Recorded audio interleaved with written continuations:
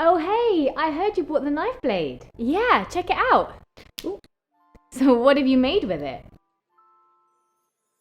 You've been too scared to use it, right? It's just so complicated. I can't deal with any more project failure. Don't stress, I've got this. I'll show you exactly what to do. Come on. Hey guys, I'm Rabia and I'm the London Craft Girl. In this video, I'm showing you how to cut chipboard on your Cricut Maker using the knife blade. Now, the knife blade can be very intimidating. I know that just after I bought it, I ignored it for months, assuming it was going to be really hard to use and that I would mess up any project that I attempted. Which is exactly what happened the first time that I cracked it open. But the good thing for you guys is that I have now made all the mistakes, I have wasted all the chipboard, and I know how to get a perfect result.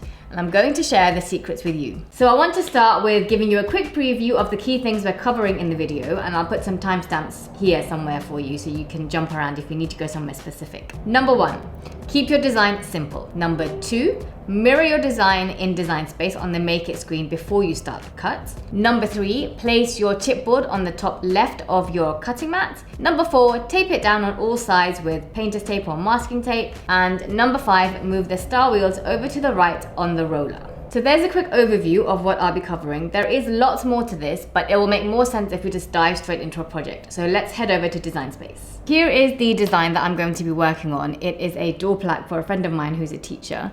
And I'm going to be cutting the backing of the door plaque out of chipboard and also the lettering for her name. So when you are designing your projects, you need to bear in mind that the maximum size that you can have your project is 10.5 inches by 10.5. The Cricut heavy chipboard sheets come in 11 by 11 inch sizes, and the reason that you have to keep your design within 10.5, so you've got a bit of a border, an area of excess around your design on a standard size sheet, is that you do not want the knife blade to cross the edge of the chipboard at any point in the cut. If that happens, Cricut says that it will damage the knife blade, so we just don't want to risk that. Now, the minimum width of cut you can have is 0.75 inches. Think of this kind of as the diameter of a pencil. And this comes back to the point that I made earlier. You do not want to be trying to use a very intricate, delicate project design and cut it on chipboard, because the machine just can't handle that. This is the exact mistake that I made when I first tried to cut chipboard on my Cricut Maker. My design was far too intricate, and during the cut it just ended up fraying and tearing, and it just ruined the whole project. So just remember, width of a pencil, that is the minimum size that you can go down to. So bear this in mind, especially when you are deciding on fonts for your project. Cursive, script fonts, those are probably not going to work because they get too thin at the edges. You want to go for a bold display kind of a font. If you need a bit more information on fonts and what I've just said about display versus cursive, I have a video I will link for you below and just here, so definitely go check that out. So let's head straight to the Make It screen. And on my mat, I will mirror the design. And the reason I'm doing this is that if something does go wrong during the cut, there's any sort of fraying or a little bit of tearing on the back, maybe it's not quite a clean edge when it cuts, all of that will be on the back side of my project, and I can try and clean it up after, but at least that I'll have more of a likelihood of being able to salvage the project than if I were to not mirror and have all that damage on the front where you just can't do anything about it. So now we're ready to load the machine. You will need to use the strong grip mat.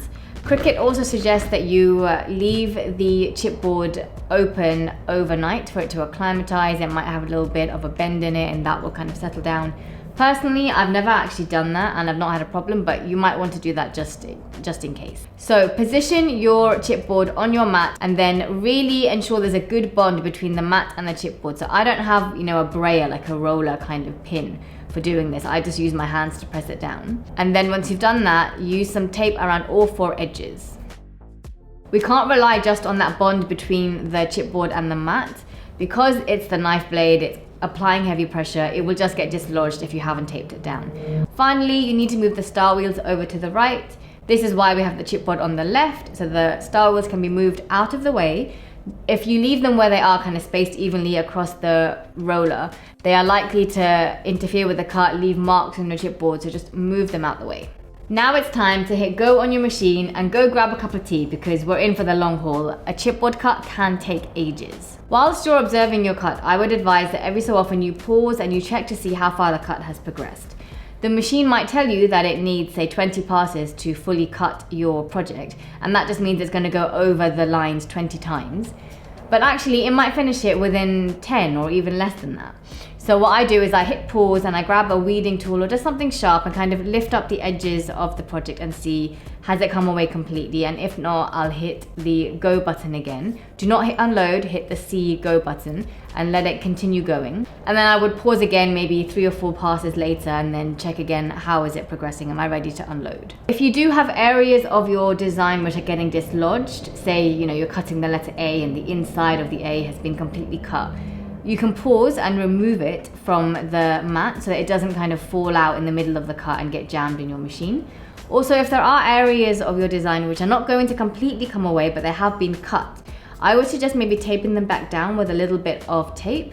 This won't interfere with the cut, but it will mean that you protect that bit of chipboard from getting damaged in the machine as the rest of your design is being cut. So guys, once the cut is complete, you might notice maybe some of the edges are a little bit rugged, they haven't come out completely clean. You should replace your knife blade, by the way. If it's possible, and you see that happening before you finished, replace the knife blade tip and do one final pass and it should clean it all up.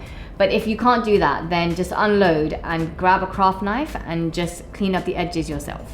Crafters, that is all you need to know to get a perfect cut on chipboard using the knife blade. Good luck, I hope that you have an easy, seamless experience with using it. Tag me in your creations at London Craft Girl on Instagram. I love to see what you guys come up with. Till the next video guys, happy crafting!